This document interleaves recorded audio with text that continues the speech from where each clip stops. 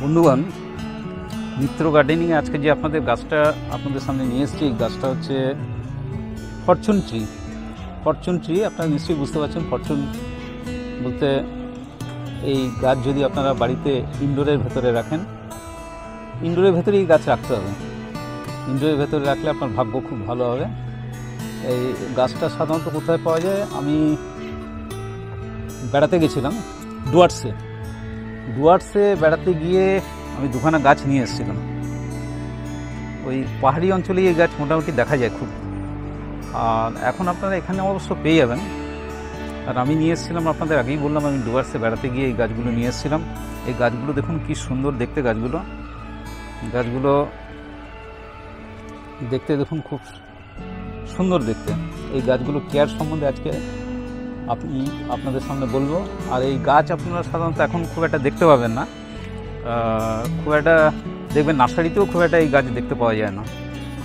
তবে একটু ভালোভাবে খোঁজ করলে কোনো নার্সারিতে হয়তো পেয়েও যেতে পারেন আপনারা। আর আমি আপনাদের আগেই বলেছি, আমি এই গাছ আমি কোথা থেকে নিয়ে এসেছি। আমি ডুয়ার্সে বেড়াতে গেছিলাম, ডুয়ার্স থেকে এই গাছ নিয়ে এসেছিলাম। আর এখন অবশ্যই এখানেও পেয়ে যেতে পারেন। আর এই গাছ আমি আপনাদের প্রতিস্থাপন করে দেখাবো। এই গাছ আপনাদের একটা আমি প্রতিস্থাপন করে দেখাচ্ছি। দেখুন, এরকম একটা গ্লোব নেবেন। গ্লোব নেওয়ার কারণ একটাই, আপনারা একটা কোনো বাটিও নিতে পারেন, নিলে দেখতে খুব সুন্দর লাগবে।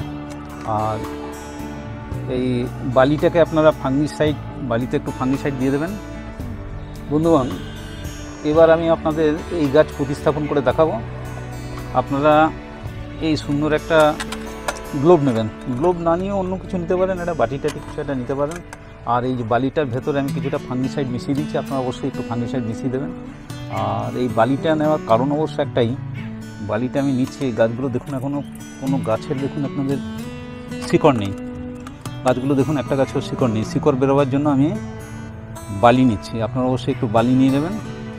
তারপর শিকড় বেরিয়ে যাওয়ার পর আপনারা সরিয়েও দিতে পারেন, খালি জলেও রাখতে পারেন। এটা শুধু জলেও হবে। জলেও আমি করে দেখেছি যে জলেও ভেতরে ওগুলো হয় খুব সুন্দর খালি জলে। তো বালিটা দেওয়ার উদ্দেশ্য একটাই, যাতে খুব তাড়াতাড়ি শিকড়টা বেরোয়। এইভাবে বালি দেবেন। আর বালিতে অবশ্যই আপনারা একটু ফাঙ্গিসাইড মিশিয়ে দেবেন।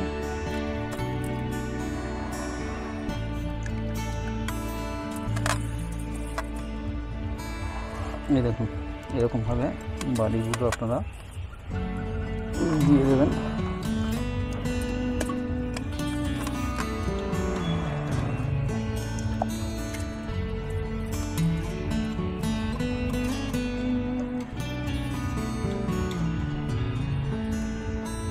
আরও বালি লাগবে, আরও বালি দিতে হবে।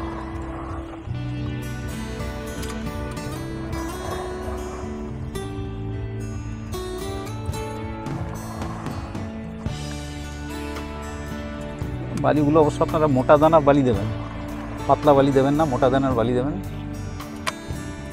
মোটা দানার বালি দিয়ে বালিটা ফাঙ্গিসাইড জলে কিছুটা ডুবিয়ে রাখবেন, যাতে কোনো ফাঙ্গাস অ্যাটাক না হয়।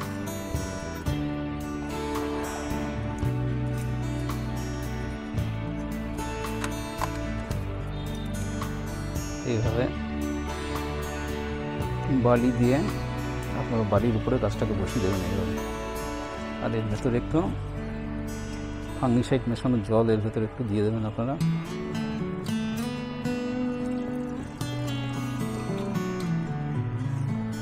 ফাঙ্গিসাইড মেশানো জল দিয়ে দেবেন।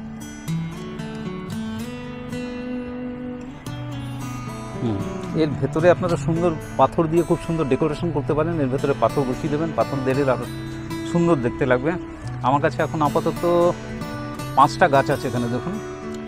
আর এই 5টা গাছ আমি নিয়ে এসেছি। এই গাছগুলো ফাঙ্গিসাইড দিয়ে আপনি দেখেছেন, এই যে দেখুন আমি উপরে কি সুন্দর ফাঙ্গিসাইড দিয়েছি। এরকম ফাঙ্গিসাইড দেবেন প্রত্যেকটা গাছের উপরে। আমার কাছে ফাঙ্গিসাইড রাখা আছে, ফাঙ্গিসাইড প্রত্যেকটা গাছের উপরে এরকমভাবে দিয়ে দেবেন আপনারা।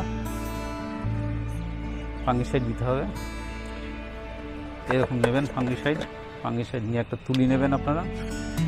তুলি নিয়ে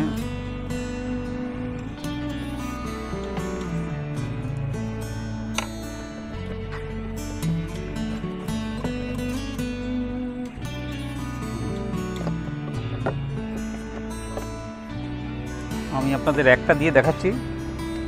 আপনারা এভাবে প্রত্যেকটা যতগুলো কিনবেন ততগুলো গাছের ভেতরে ফাঙ্গিসাইড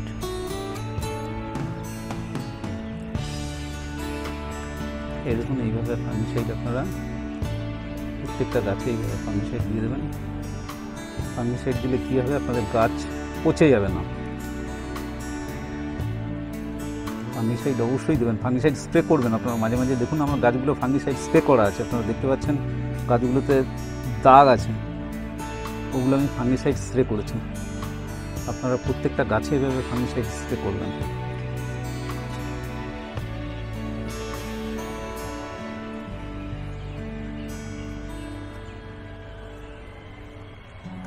এই ফাঙ্গিসাইডটা এইভাবে আপনারা প্রত্যেকটা গাছে ফাঙ্গিসাইড দিবেন। গাছের উপরেও যেন ফাঙ্গিসাইড থাকে, নিচেও যেন ফাঙ্গিসাইড থাকে, তাহলে আপনাদের ফাঙ্গাস অ্যাটাক হবে না। এই গাছ অনেক সময় মরে যায় কিন্তু। আর একটা অবশ্যই খেয়াল রাখবেন, আপনারা গ্রীষ্মকালে এই গাছে একটু ঠান্ডা জল স্প্রে করবেন। এটা শীতল এরিয়ার গাছ, তো ঠান্ডা জল স্প্রে করলে খুব ভালো। আর খাবার সেরকম খুব একটা লাগে না, এটা তো জলেই হয়ে যায়। তবুও দিতে পারেন আপনারা, যদি দিতে পারেন তাকাত দিতে পারেন। তাকাত 1 লিটার জলে 1 ml বা 2 ml দিয়ে স্প্রে করে দেবেন। আর সেরকমভাবে কিছুই খাবার অবশ্য লাগে না।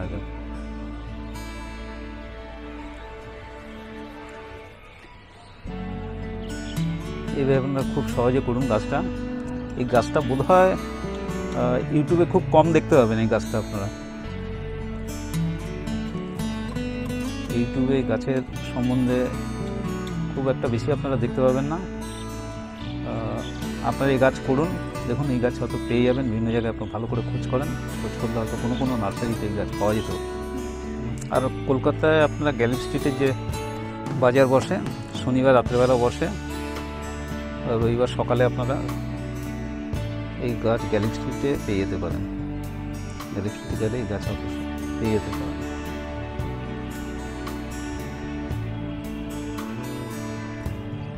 গ্রীষ্মকালে আপনাদের যা বলছিলাম, গ্রীষ্মকালে একটু এই গাছকে সাবধানে একটু রাখতে হবে। গরম জল গ্রীষ্মকালে একটু দেওয়া যাবে না। এই গাছে একটু ঠান্ডা জল স্প্রে করবেন, আর গাছের নিচটাতেও ঠান্ডা জল দিয়ে দেবেন। আর ফাঙ্গিসাইড মেশানো জল প্রত্যেকটা গাছের নিচে ভেতরে দিয়ে দেবেন। এইভাবে আপনারা এই গাছ করুন, আশা করি আপনাদেরও ভালো হবে। এই গাছটা দেখুন কত সুন্দর, এই গাছগুলোর গ্রোথ দেখেছেন কত সুন্দর, কত সুন্দর গাছখানা গ্রোথ। এই প্রত্যেকটা গাছে দেখুন, এটা এখানে 3খানা বেরিয়েছে। বেশিরভাগ গাছেই 3খানা, একটু দেখে কিনবেন, 2-3টে যাতে বেরোয় আপনাদের। এই দেখুন এটাতে একটা ছোট্ট আছে, এটাতে আপনারা দেখতে পাচ্ছেন নিশ্চয়ই একটা ছোট্ট।